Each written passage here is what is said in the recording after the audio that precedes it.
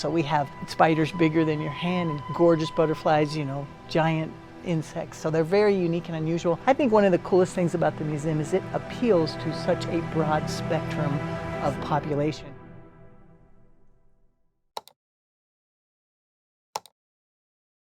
So I'm R.J. Steer. I am the grandson of John May, and we're all here together to talk about the museum and campground and everything this morning. I'm Diana Frew, and as RJ said, we are the fourth generation owners, operators of the May Museum and also Golden Eagle Campground. And I've been working here on and off all my life. Very cool. And I'm Carrie Wolf. I'm also fourth generation. I run the front office and for the museum and for the campground. And like Diana, we all grew up working here, so spent basically most of our lives here. Gotcha. It's been a real labor of love. Very cool. Yeah, so it sounds like it's really been a family operation since the very beginning. 100%. Yes. Awesome. All right, so I guess just an overview, what is the May Museum and what makes it special, what makes it different, why is it known for the name of the Bug Museum? Can you talk me through that? Sure.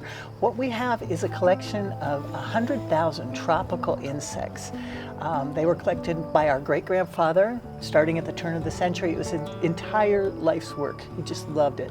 He traveled extensively and he did some trading as well over the years. We display 7,000 insects because it's honestly too much to see that many all at once. So we store the North American and just show the most dramatic things. So we have spiders bigger than your hand and gorgeous butterflies, giant insects. So they're very unique and unusual. I think one of the coolest things about the museum is it appeals to such a broad spectrum of population. We have kindergartners coming all the time on field trips. We have grandparents coming who came when they were kids, and then we get scientists from all over the world because it's very scientifically valuable and accurate. So it's quite a range. Talk me through how the collection came to be. It sounds like your grandfather collected a lot of these himself. What did that look like? Sometimes people get a misnomer that our great-grandfather James May, Jack May, physically went out and collected all around the world at every single one of, it's almost every tropical country that we have. Right? It'd be impossible to do that in a lifespan. He did a lot. He did do a lot, but there's so much that was involved with just standard trading. Mm-hmm. And so when you say trade, what is he trading?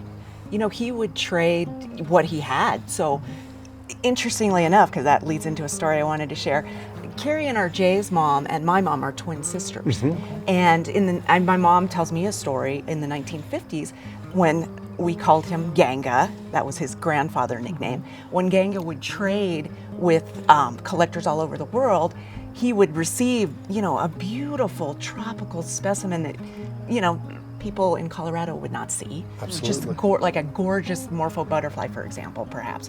And then in exchange, he would trade something from Colorado or that he got in North America.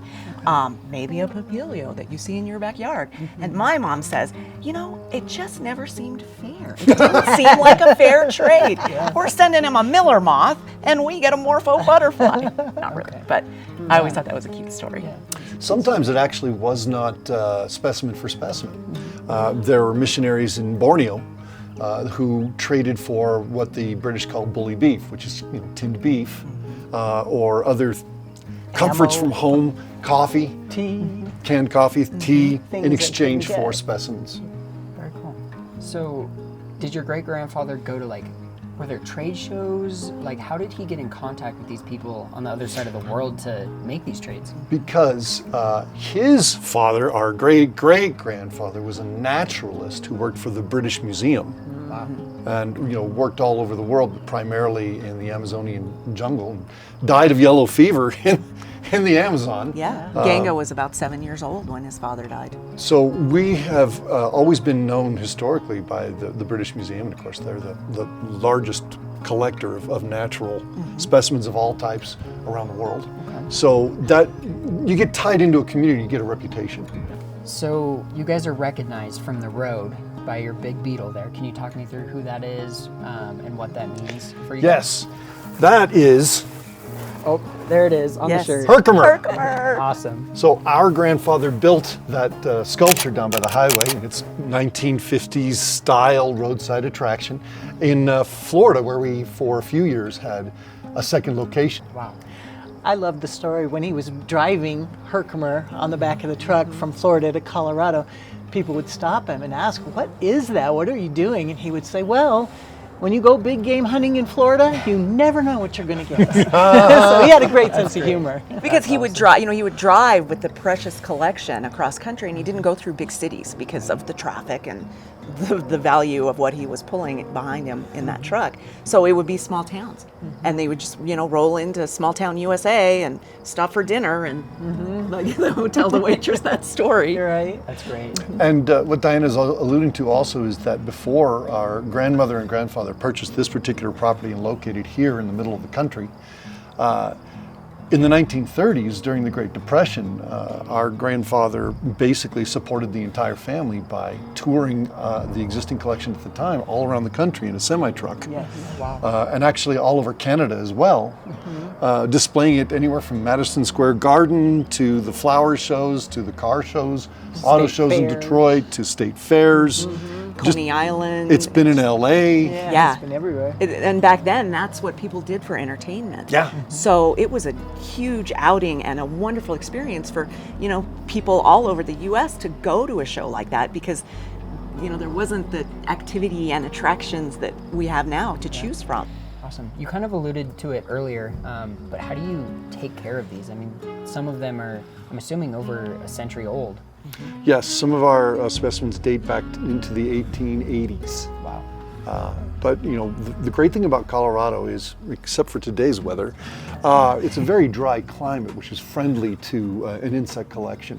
Humidity breeds, obviously, mold. We always have to fend off the dermestids, which are really tiny little insects that eat organic material on the forest floor or the jungle floor, and that's how the cycle of life happens. And we use basically mothballs to repel and kill those insectoids that would destroy our collection. So it's as long as you maintain that, everything is fine. And that's a yearly project. To do that pretty much every year. Pretty much every year.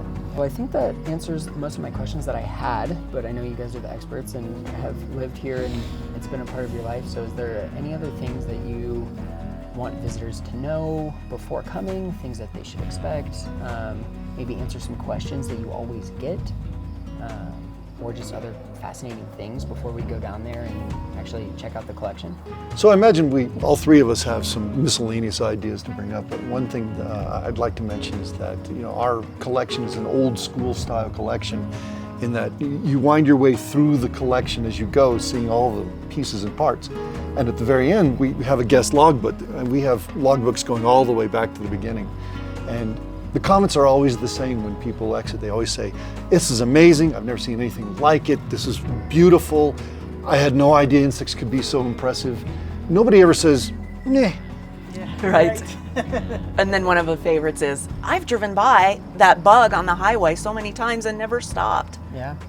And we get comments from people from Germany and from Japan saying, "We traveled to the US in part to see this collection."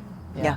It's fascinating. It brings people together. That's awesome. It does. So, yeah, well, why don't we go down there and check out the whole collection? Let's do it. Sounds good. Awesome.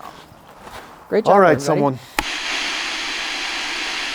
Let's go ahead and check out the full collection here. I know what my favorite's going to be. Do you have yours? I do have my favorite. All right, Because it's then. right there. Let's do Diana's first. Yeah. Yeah, so which one is your favorite? My favorite specimens in the museum are the morpho butterflies.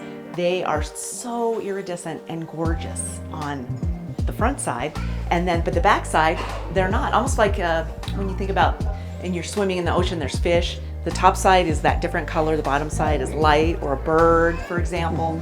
And I think, I don't know, some people don't agree, but I don't think you can beat that blue color. It's just stunning. Yeah. I mean, it looks fake, It does. but it's so real. So you asked, each of us what our favorite specimens are.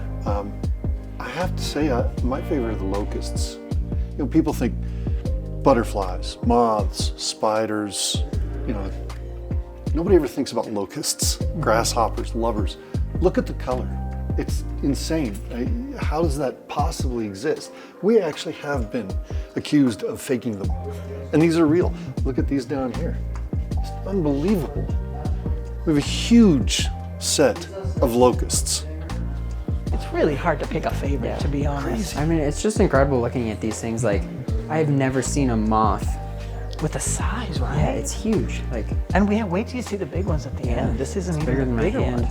ones.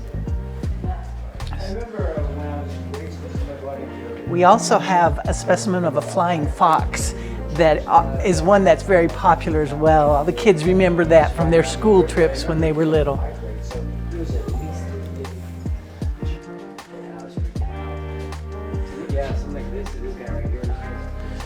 So here's an example of the tarantula, the bird-eating tarantula.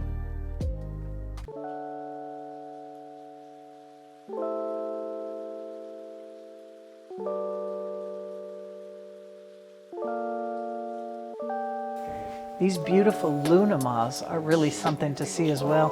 They're very hard to collect because they have these long, delicate tails.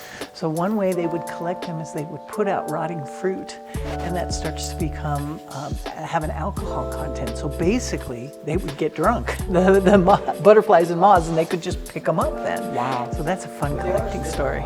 that is super fun. Yeah.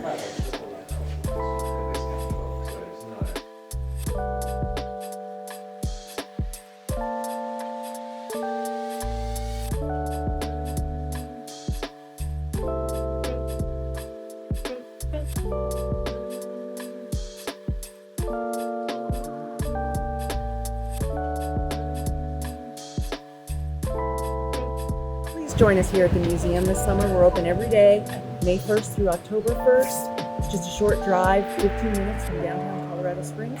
And look for Herkimer, the world's largest beetle statue, on your right on Highway 115 that marks our entrance.